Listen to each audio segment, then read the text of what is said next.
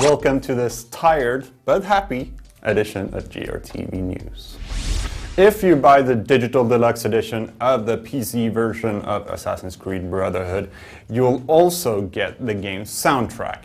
Now, a user on Reddit, this delightful source of internet drama, took a look at the soundtrack files and noticed that they were encoded by someone called Arsa13, which happens to be the username of the person who ripped and then distributed the music on the soundtrack included in the original collector's edition.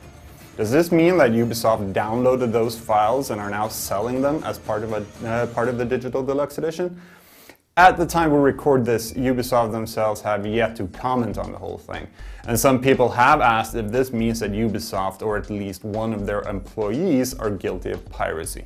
Of course, the question is if they're really guilty of piracy, if they own the rights to the music in the first place, no matter the source. The torrent technology is in itself not illegal at all, after all. If it's ethical or not, that's a whole other story.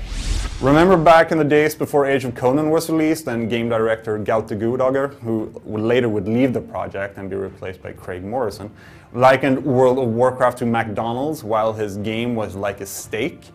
This time around, it's EA Games' Frank Gibeau's turn to make similar statements. Talking to industry gamers, Gibeau likened World of Warcraft to a simple shopping list.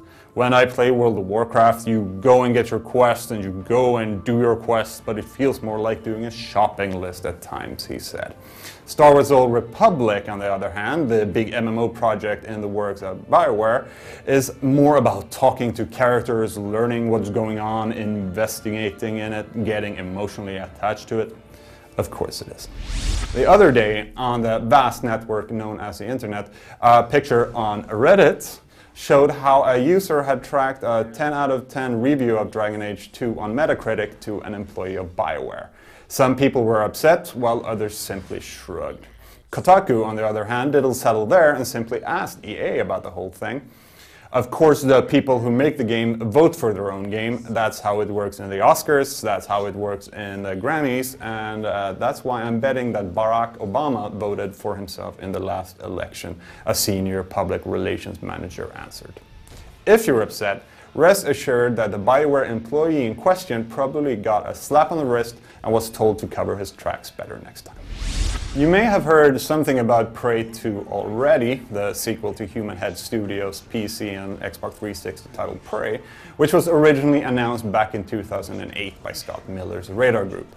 But as Radar slipped off the radar, we were left wondering if there would ever be a Prey 2. But in steps Bethesda Softworks to save the day, and Prey 2 is on track for release next year on PC, PS3 and Xbox 360.